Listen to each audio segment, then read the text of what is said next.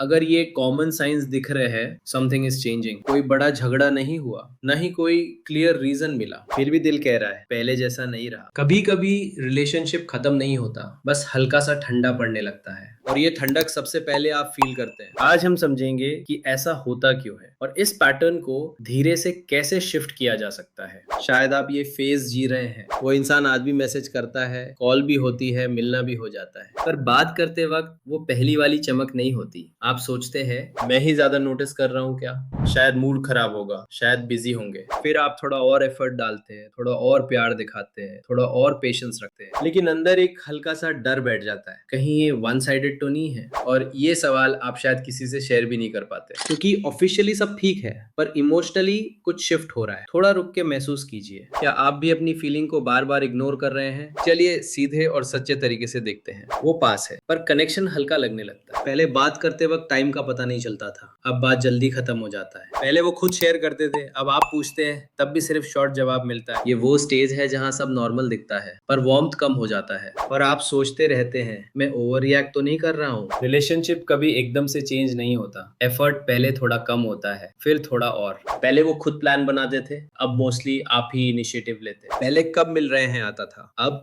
देखते हैं आता है। ये छोटी छोटी चीजें होती हैं पर दिमाग सब याद रखता है, और जब आप कंपेयर करते हैं तब गैप क्लियरली फील होता है। अगर आप सीरियस टॉपिक छेड़ते हैं तो या तो टॉपिक चेंज हो जाता है या जवाब आता है सब ठीक है। क्लैरिटी अवॉइड होना भी एक साइन है। एक पल के लिए ऑनेस्टली पूछिए, क्या आप सच में जवाब सुनना चाहते हैं या बस रीअश्योरेंस? बिजी होना नॉर्मल है पर बार बार सेकंड ऑप्शन फील करना नॉर्मल नहीं लगता। पहले आपके लिए टाइम एडजस्ट होता था, अब आपको एडजस्ट करना पड़ता है। ये लाउड रिजेक्शन नहीं होता, ये साइलेंट डाउनग्रेड होता है, और साइलेंट चीजें ज्यादा हर्ट कर। कभी कभी लफ्ज सेम होते हैं पर टोन चेंज हो जाता है। पहले कैसे हो में केयर होती थी, अब बस हैबिट लगती है। पहले आंखों में सॉफ्टनेस थी, अब थोड़ी दूरी है। ये प्रूव नहीं किया जा सकता पर फील जरूर होता है, और जब फीलिंग को प्रूफ ना मिले तो इंसान खुद को डाउट करने लगता है। अब ये समझना जरूरी है, हर इमोशनल डिस्टेंस का मतलब ये नहीं होता कि प्यार खत्म हो गया। कभी कभी इंसान खुद कंफ्यूज्ड होता है, और कभी स्ट्रेस रहता है, कभी पास्ट का हर्ट एक्टिवेट हो जाता है, ब्रेन कभी कभी प्रोटेक्ट मोड में चला जाता है। और डिस्टेंस बनाना इजी लगता है, लेकिन एक और चीज होता है, जब आप ये सब नोटिस करते हैं आपका सिस्टम भी अलर्ट हो जाता है। आप ज्यादा चेक करते हैं, ज्यादा सोचते हैं, ज्यादा फील करते हैं, और फिर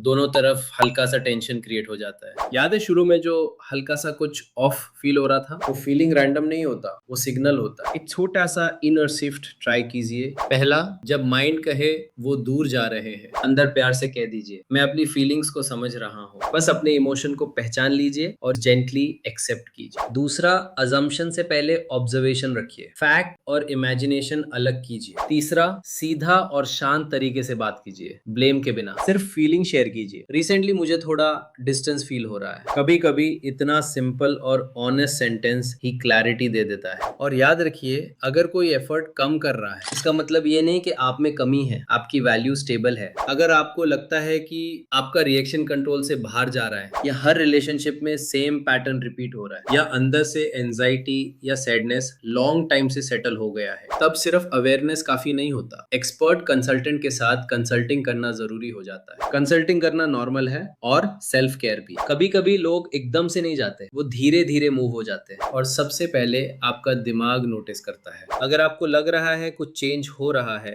हो सकता है आप गलत नहीं है। शायद आप ओवरथिंक नहीं कर रहे, शायद आपका सिस्टम सिर्फ प्रोटेक्ट कर रहा है। इस वीडियो में आपको सबसे ज्यादा किस साइन ने अंदर तक टच किया?